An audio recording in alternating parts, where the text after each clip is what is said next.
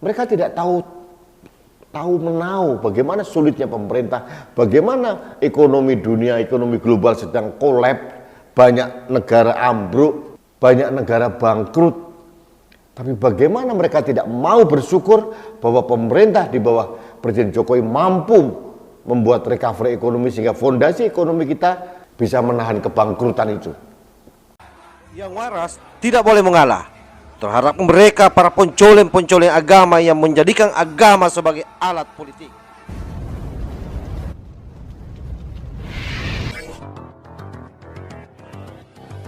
Ini luar biasa, antrinya panjang dan mengular sampai jauh dan macetnya luar biasa. Ternyata pagi ini saya bangun melihat berita, ternyata tidak ada kenaikan BBM bersubsidi. Yang terjadi justru BBM non subsidi seperti Pertamina DEK, Pertamina Turbo dan sebagainya malah turun Rp2.000 dari 17 sekian, 18 sekian menjadi 15 atau 16 ribu. Jujur saya kaget ini. Ini benar-benar masyarakat tertipu atau terbohongi atau kena prank karena berita-berita hoax-hoax yang disemburkan oleh kelompok-kelompok oposisi. Ternyata yang kena prank BBM naik itu bukan hanya rakyat jelata di bawah seperti saya. Kaum oposisi itu ketua pentolan HTI juga memunculkan isu mengecam pemerintah sampai bertubi-tubi. Wakil Ketua Umum Majelis Ulama Indonesia sama mengecam pemerintah, daripada BBM dinaikkan mendingan APBN yang bocor ditambal. Ada lagi oposisi yang lain, ekonom yang beroposisi pada pemerintah bertubi-tubi menyerang pemerintah karena kenaikan BBM. Dan ternyata mereka semua kena prank oleh pemerintah. Ini bagi saya surprise.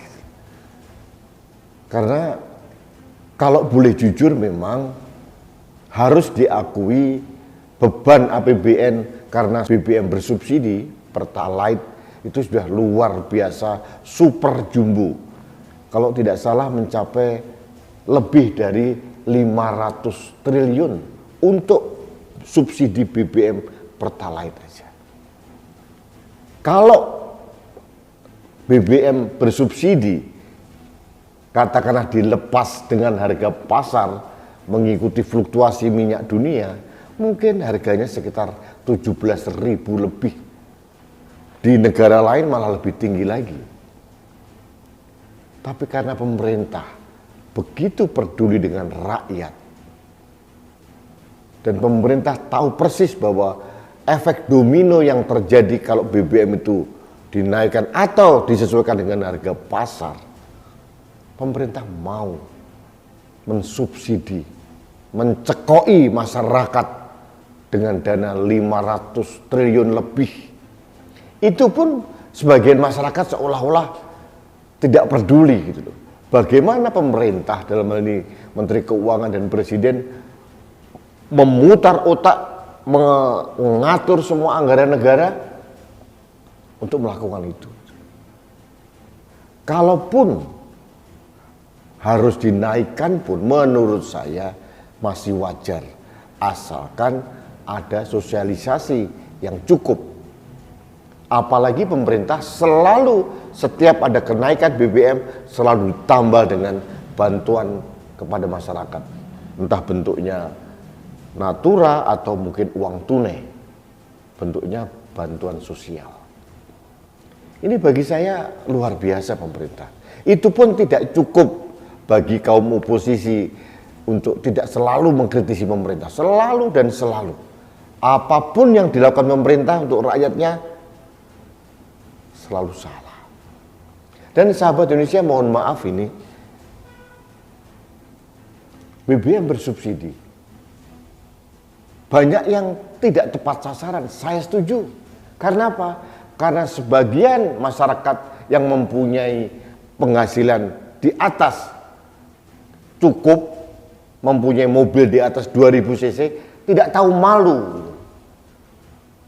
Mobilnya mewah, cc-nya di atas 2000, masih mau antri untuk menyerobot jatah BBM bersubsidi. Ini kan memalukan sebetulnya. Mental subsidi itu belum lepas dari orang yang bersangkutan meskipun mobilnya sudah mobil kategori mewah. Jadi pada saat saya membeli bensin, kebetulan mobil saya di atas 2000 cc, saya melihat beberapa mobil-mobil yang di atas 2000 cc masih antri di jalur BBM bersubsidi. Ini bagi saya memalukan gitu. Kalau tidak malu dengan pemerintah, minimal malu dengan sekitarnya. Masih banyak saudara-saudara kita yang mobil-mobilnya mungkin di bawah 2000 cc, sopir angkot atau mungkin ojek online yang membutuhkan itu.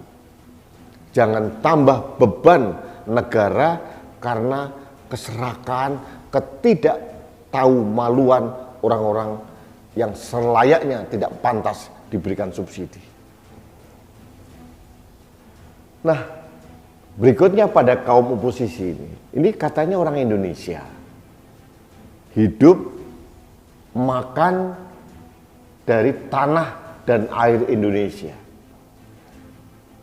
Begitu getol mengkritisi rencana kenaikan BBM, mereka tidak tahu menau bagaimana sulitnya pemerintah, bagaimana ekonomi dunia, ekonomi global sedang kolaps, banyak negara ambruk,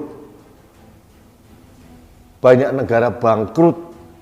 Tapi bagaimana mereka tidak mau bersyukur bahwa pemerintah di bawah Presiden Jokowi mampu membuat recovery ekonomi sehingga fondasi ekonomi kita bisa menahan kebangkrutan itu. Kaum oposisi tidak tahu dan tidak mau tahu. Bahkan Ketua Majelis Ulama Indonesia Anwar Abbas tidak mau tahu. Sampean ini Majelis Ulama ngurusin agama, kok ngurusin BBM? Kok mau geladrah kemana-mana ngurusin yang bukan keahliannya? Ahli ekonomi bukan. Kok masih bisa ya? Saya kadang-kadang Pak Anwar Abbas ini kok tidak tahu malu ya. Berikanlah kesejukan pada masyarakat, jangan justru ngompor-ngompori. Kalau Ahmad Kosinudin, pentolan HTI, kalau si Nur Sugi, pendakwah agama abal-abal yang mengkritisi pemerintah, memang kerjaannya begitu. Pansosnya mereka begitu. Tapi kalau Anwar Abbas kan harusnya tahu malu lah. Minimal memberikan empati pada pemerintah, memberikan masukan konstruktif. Tidak hanya cuap-cuap di media massa. Jadi sahabat Indonesia, jujur saya pagi ini bahagia. Bukan hanya menyambut bulan September, tapi saya bahagia karena Nur Sugi, Ahmad Kosinudin, Anwar Abbas kena prank oleh hoax yang mereka tiupkan sendiri. Mereka malu dengan bayangan mereka sendiri. Karena apa? Karena kebohongan-kebohongan yang mereka ciptakan sendiri. Mereka kena prank. Termasuk ekonom-ekonom yang oposisi. Mereka kena prank. Kalau rakyat yang kemarin antri BBM mengular sampai sekian kilo, kena prank, nggak ada masalah, mereka bahagia karena ternyata BBM tidak jadi naik harganya. Tapi mohon maaf ini, kalaupun nanti harga BBM bersubsidi harus naik, ini adalah pilihan terakhir yang diambil oleh pemerintah. Mohonlah kepada tokoh-tokoh masyarakat, tokoh-tokoh bangsa yang lain, jangan malah ngeriwein. Ngeriwein itu menambah masalah, membuat gaduh gitu. Kalau perlu bantu pemerintah, bantu negara menenangkan masyarakat, menenangkan rakyat. Seharusnya ini salah satu tugas dari Majelis Ulama Indonesia. Bukan malah membuat kegaduhan baru seperti yang dilakukan oleh Anwar Abbas. Baik sahabat Indonesia, demikian yang ingin saya sampaikan dalam kesempatan ini. Saya bahagia hari ini bahwa ada beberapa orang yang kena prank atas hoax yang mereka tiupkan sendiri. Seharusnya mereka malu gitu. Minimal kalau saya sudah cuap-cuap di media sosial, cuap-cuap di media massa, ternyata terbohongi, tertipu, kena prank, seharusnya saya malu. Minimal 1 bulan kemana-mana saya pakai topeng supaya orang tidak tahu saya. Itu kalau orang tahu malu. Kalau tidak ya monggo saja. Baik sahabat Indonesia, terima kasih Anda telah mengikuti Opini Rudi. Kita bertemu kembali dalam Opini Rudi selanjutnya. Salam satu Indonesia, salam Pancasila, salam keberagaman.